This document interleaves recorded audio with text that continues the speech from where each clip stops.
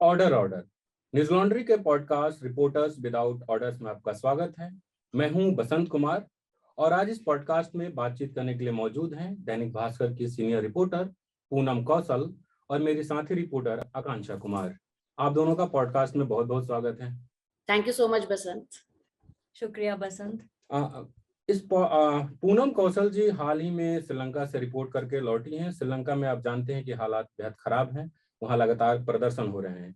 तो हम पूनम जी से श्रीलंका में जो इन्होंने 10 दिनों तक रिपोर्टिंग की है उस पर बात करेंगे और साथ ही आकांक्षा कुमार ने, जो मेरे साथी रिपोर्टर हैं, जहांगीरपुर में आप सब जानते हैं कि हनुमान जयंती के दिन काफी विवाद हुआ और उसके बाद ये कहा गया कि ये सब जो घटनाएं हुई उसको करने वाले रोहिंग्या मुसलमान और बांग्लादेशी थे। क्या सच में वो बांग्लादेशी या रोहिंग्या थे? और जिनको मुख्य आरोपी बताया जा रहा है वो सच में क्या मुख्य आरोपी है? इन पर हम आकांक्षा से बात करेंगे। बातचीत शुरू हो उसके पहले हम आपको न्यूज लॉन्ड्री के बारे में बताना चाहते हैं। आप सब जानते हैं कि न्यूज लॉन्ड्री किसी से विज्ञापन नहीं लेता, ना ही सरकार से और ना ही कॉरपोरेट से। हम आपके सहयोग से काम करते हैं, तो न्यूज लॉन्ड्री को अपना सहयोग बनाए रखें और मीडिया को आजाद रखने में अपनी भूमिका निभाएं। तो अब बातचीत की शुरुआत हम करते हैं पूनम जी आपसे ही। आप लगभग 10 दिन श्रीलंका में रहकर लौटी हैं।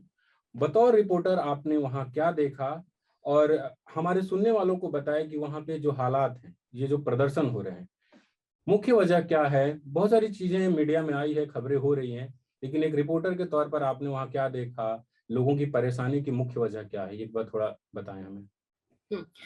बसंत, शुरुआत के कुछ दिनों में मैं कहूंगी 5 दिन मैं कोलंबो में रही और मैंने प्रोटेस्ट कवर किया। इन 5 दिन में गोल्ड फेस जो है वो पूरा प्रदर्शनकारियों से भरा हुआ था। सिंगली, हिंदू, तमिल, ईसाई और मुसलमान बहुत भारी तादाद में उस प्रोटेस्ट में शामिल थे। हर वर्ग का आपको वहां पर प्रोटेस्टर मिला। मैंने बात करी, मुझे वहां पर इंडियंस भी मिले और हर कोई वहां की सरकार से परेशान था। और मुझे जानकर हैरानी हुई कि जितने भी सिंगली लोगों से मैं मिली वो बिल्कुल सरकार के अगेंस्ट थे। और आपको याद होगा कि एक टाइम था जब ये लोग बहुत बड़े फैन थे राजपक्षा पूरी फैमिली के और ये बहुत मानते थे, लेकिन अब ये एक स्वर में कह रहे थे कि इन्हें बदलाव चाहिए। उसका मुख्य कारण ये था कि गोटबाया सरकार ने जो नीतियां बनाई वो फेल हुई। जैसे उदाहरण के तौर पर अगर आप लें कि ऑर्गेनिक फार्मिंग को बढ़ावा दिया गया वहां पर, जिसकी वजह से फर्टिलाइजर्स पर बैन लगा दिए गए, वो बिल्कुल, ये जो फैसला था बिल्कुल ठप हो गया। तो ऐसे कई फैसले सरकार की तरफ से लिए गए जो लोगों को पसंद नहीं आए और लोग एक स्वर में बोल रहे थे कि हमें बदलाव चाहिए। कोलंबो में आर्थिक संकट मुझे इतना नहीं समझ में आया क्योंकि वहां के लोग कमाते हैं और उनके पास मतलब रोजगार के साधन हैं। जैसे मैं कोलंबो से बाहर निकली और मैं गांव की तरफ गई तो मुझे समझ में आया कि लोगों के पास रोजगार नहीं है। लोग छोटे छोटे काम कर रहे थे और वो ठप हो गए थे इस महंगाई के चलते। तो कोलंबो से निकलने पर असली समस्या जो है वो मुझे वहां पर समझ में आई कि लोग एक वक्त के खाने के लिए भी जूझ रहे थे। गैस सिलेंडर ब्लैक में 2,000 रुपए का मिल रहा था, जो आम आदमी के लिए बहुत मुश्किल है लेना। चावल इतने महंगे हैं वहां पर। रोटी तो हम ये बोलेंगे कि एक तरह से नहीं बनती, ज्यादातर चावल खाए जाते हैं। 500 रुपए किलो, 600 रुपए किलो। तो आप समझ सकते हैं कि जो बेसिक जरूरत है वहां के लोगों की वो तक पूरी नहीं हो रही। और इस वजह से जो प्रोटेस्ट है वो दिन प्रतिदिन बढ़ता चला गया। कोलंबो से अब बाहर भी, शुरुआती दिनों में तो कोलंबो में ही प्रोटेस्ट देखने को मिला, लेकिन अब धीरे धीरे ये गांव की तरफ भी बढ़ रहा है और गांव के लोग भी अब बाहर निकल कर आ रहे हैं। एक चीज जो बार बार हम मतलब खबरें पढ़ रहे थे तो मुझे ये जानने की मैं कोशिश कर रहा था कि कोई भी प्रोटेस्ट होता है, भारत में भी हो, तो कोई इसको एक कुछ लोग उसको लीड कर रहे होते हैं, कोई एक चेहरा होता है। क्या इन प्रोटेस्ट में कोई चेहरा था या आम लोग सड़कों पर आ गए थे क्योंकि उनकी अपनी ही परेशानी थी, इतनी महंगाई है और इस तरीके के हालात है, तो कोई लीड भी कर रहा है इसको? नहीं नहीं नहीं, ये मुझे देखकर बहुत ताज्जुब हुआ बसंत। जब मैं पहले दिन गई तो कोई लीडर नहीं, कोई कुछ नहीं। लोग छोटे छोटे ग्रुप्स में एक साथ इकट्ठा हुए थे, नारेबाजी कर रहे थे, गा रहे थे सरकार के खिलाफ। प्रेसिडेंट ऑफिस के बाहर इतनी बड़ी तादाद में लोग इकट्ठा हुए थे, लेकिन पुलिस भी मुझे वहां ना के बराबर दिखी। कोई मतलब कोई मैनेज ही नहीं कर रहा था। लोग खुद शांतिपूर्ण तरीके से उस प्रदर्शन में शामिल हुए थे। कोई मैनेज नहीं कर रहा था। कोई लीडर मुझे वहां पर नहीं दिखा जो लोगों को बता रहा था कि आप ऐसा करिए या इस तरह से हम, हमारे प्लान्स हैं, अब हम हमें आगे इस तरह से रणनीति पर काम करना है। तो मुझे ऐसा कोई चेहरा वहां पर दिखाई नहीं दिया जितने दिन मैं वहां पर रही। और मैंने इस बारे में लोगों से भी पूछा, जो वहां पर कुछ प्रोटेस्टर्स मुझे मिले, मैंने उनसे यही पूछा कि इतना बड़ा प्रोटेस्ट है, लाखों की संख्या में लोग यहाँ पर हैं, तो मैनेज कौन कर रहा है? तो उनका यही कहना था कि मैम कोई मैनेज नहीं कर रहा, हम लोग खुद आए हैं, और ये प्रोटेस्ट जो है ये शांतिपूर्ण तरीके से अभी तक चल रहा है, ये खुद सब कुछ खुद हो रहा है, लोग खुद सड़कों पर आए थे। एक दिल्ली से एक रिपोर्टर गए थे टीवी के, तो उन्होंने एक पोस्ट किया था ट्विटर पे कि प्रोटेस्ट खत्म हुआ और लोग खुद साफ सफाई कर रहे हैं। हमने हाँ, इंडिया में देखा है कि प्रोटेस्ट होता है तो झंडे फेंक दिया लोगों ने, कुछ खाया पिया, बोतल फेंक दिया। तो इतना ज्यादा जो ऑर्गेनाइज है, तो तब कोई बैग से भी कोई साथ नहीं है, इतना ही ऑर्गेनाइज लोग वहां पर हैं, ये थोड़ा समझाएं। नहीं बसंत, लोग वहां के बहुत अच्छे हैं और इतने ऑर्गेनाइज हैं, मैं आपको बताऊं, इतनी लंबी लंबी लाइनें देखी मैंने पेट्रोल पंप पर, और सब शांति से लाइन में लगे हुए हैं, सब। कोई किसी से लड़ाई नहीं कर रहा, कुछ झगड़ा नहीं, कोई तू तू मैं नहीं, सब अपनी बारी का इंतजार कर रहे हैं। लोग आते हैं, लाइन में खड़े हो जाते हैं, कुछ कोई किसी को कुछ नहीं बोल रहा। प्रोटेस्ट खत्म होता है, लोग कूड़ा उठाते हैं, डस्टबिन में डाल देते हैं, कोई बताने वाला नहीं है कि आपको ऐसे करना है। ट्रैफिक रूल्स इतने फॉलो हो रहे हैं वहां पर। हेलमेट प्रॉपर मैंने देखा कि सबने लगाया हुआ था, लाइन में प्रॉपर तरीके से सब लोग खड़े हैं, अपनी बारी का इंतजार कर रहे हैं। लोग वहां के बहुत अच्छे हैं, श्रीलंका बहुत खूबसूरत है। और वहां पहुंचकर मुझे लगा कि शायद ये सच कहते हैं कि किसी खूबसूरत चीज को ना नजर लग जाती है, तो मुझे ऐसा लगा कि शायद श्रीलंका को नजर लगी हुई है इस वक्त। इतना खूबसूरत नेचर, अगर आप देखेंगे, इतनी हरियाली, सुंदर सुंदर फूल, आपको बहुत खुशी होगी वहां पर पहुंचकर। लेकिन आप जब आप लोगों से बात करेंगे और आपको पता चलेगा कि इन लोगों के पास इतनी तंगी है कि एक वक्त का खाना भी इनको नसीब नहीं हो रहा। छोटे छोटे बच्चे स्कूल जा रहे हैं, उनके पास दूध नहीं है। अब आप ये सोचिए, वो ब्लैक ब्लैक टी पीकर बच्चा छोटा सा स्कूल जा रहा है। कभी आप सोचेंगे कि एक बच्चा ब्लैक टी पीकर जा रहा है, वो रो रहा है। संडे के दिन में आप वहां पर नॉन वेज बनता है, ज्यादातर घरों में नॉन वेज बनता है, तो उनकी कोशिश होती है कि बच्चे चिकन खाएं। तो संडे के दिन बच्चे रो रहे हैं। अब एक छोटे बच्चे को समझाना बहुत मुश्किल होता है एक माँ बाप के लिए कि चलो हम तो कॉम्प्रोमाइज कर रहे हैं, लेकिन हम अपने छोटे बच्चे को कैसे समझाएं कि हम आपको चिकन क्यों नहीं दे रहे, हम आपको अंडा क्यों नहीं दे पा रहे, हम आपको ब्रेड्स क्यों नहीं दे रहे। मेरा ही ड्राइवर था, जब लास्ट दिन मैं उसके साथ थी, वो मुझे एयरपोर्ट छोड़ने जा रहा था, तो उसके बेटे का फोन आया। तो उसने अपने पापा को बोला कि पापा, अब आप इतने दिनों से घर से बाहर हो, आप आ रहे हो तो प्लीज राइस लेकर आना।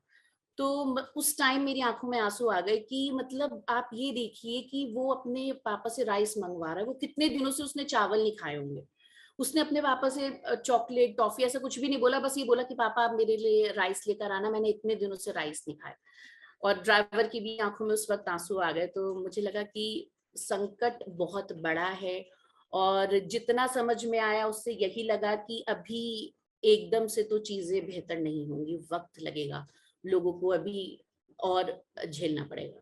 पूनम जी, मतलब आपने कहा कि सरकार के कुछ फैसले थे जिसके कारण ये हालात बने, लेकिन ये क्या मतलब इतना तत्काल ही ये इम्पैक्ट हुआ है कि एक लंबे समय से सरकार गड़बड़ियां कर रही थी, जिसका इम्पैक्ट अभी आके बिल्कुल अचानक से बड़े स्तर पे हो गया? इम्पैक्ट छोटा छोटा हो रहा था, वो बाहर नहीं आ रहा था, ये थोड़ा समझाएंगे? किसी देखिए एक की चीजें कहानी के जरिए, आप, की किसी एक व्यक्ति की कहानी जो आपको मतलब बताया कि कोई, जैसे हम भारत में देखते हैं कि कोई रोजगार करता था, नौकरी करता था, नौकरी चली गई कोविड के टाइम में, और आज उनके सामने इतनी बुरे हालात हैं, उस तरीके से आपने कुछ देखा? शुरुआत तो इसकी कोविड के समय से ही हुई, क्योंकि हम सब जानते हैं कि श्रीलंका पर्यटन पर बहुत निर्भर है। जब पर्यटन उद्योग वहां पर ठप हुआ, तो यही उसकी शुरुआत थी। कोविड आया, पर्यटन, सारे होटल, सारे रेस्टोरेंट सब बंद हो गए, और वहां के लोग इन चीजों पर बहुत ज्यादा डिपेंड हैं। फॉरेन कंट्रीज से लोग आते हैं, घूमते हैं। श्रीलंका बहुत सुंदर है, जैसा कि मैंने कहा। उसके बाद 2019 में जो सरकार की नीतियां रही, और मैंने ऑर्गेनिक फार्मिंग का जिक्र करा, और बैंक की अगर हम बात करें तो बैंक ने बहुत ज्यादा नोट छाप दिए, इस वजह से भी जो स्थिति थी वो वहां पर खराब हुई। मैं जितने भी होटल्स और रेस्टोरेंट में गई, उनसे मैंने बात करने की कोशिश की, मैंने उनसे समझा कि हालात जो हैं वो कैसे खराब हुए। तो वहां पर लोगों ने यही बोला कि कोविड के टाइम से इसकी शुरुआत हुई, और स्टाफ नहीं है रेस्टोरेंट के पास, बेसिक मिल्क पाउडर होता है, जो टॉयलेटरीज होती हैं, वो तक नहीं थे।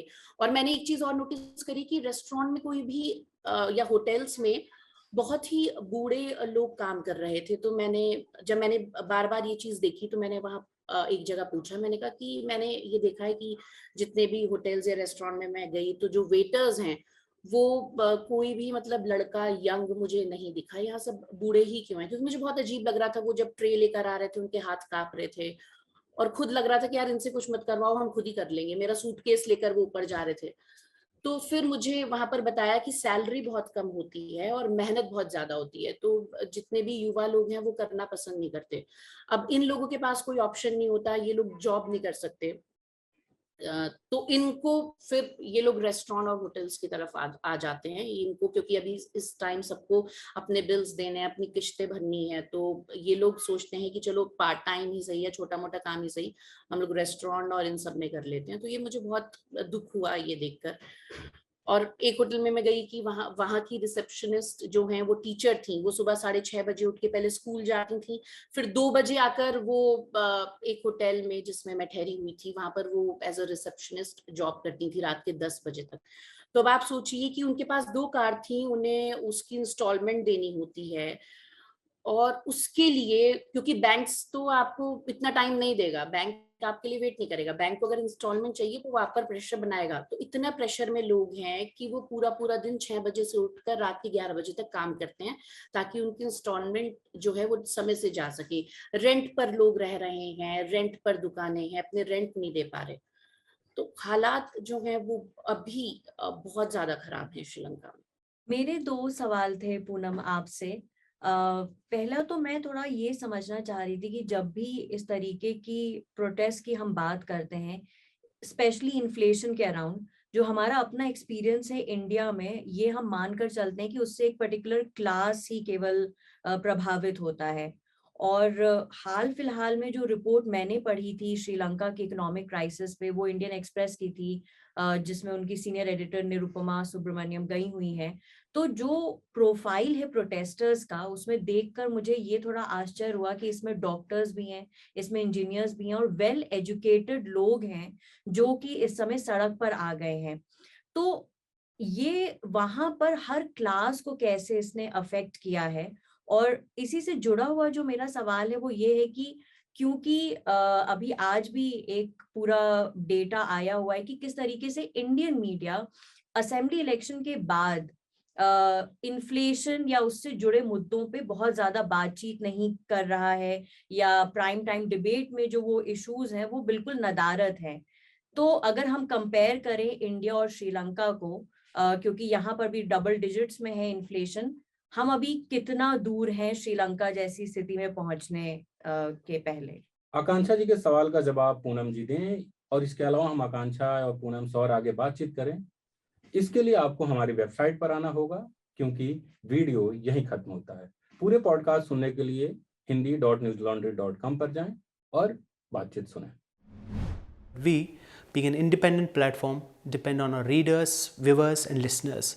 Support independent media by subscribing to News Laundry. Go to newslaundry.com, click on the subscribe button at the top and pay to keep news free.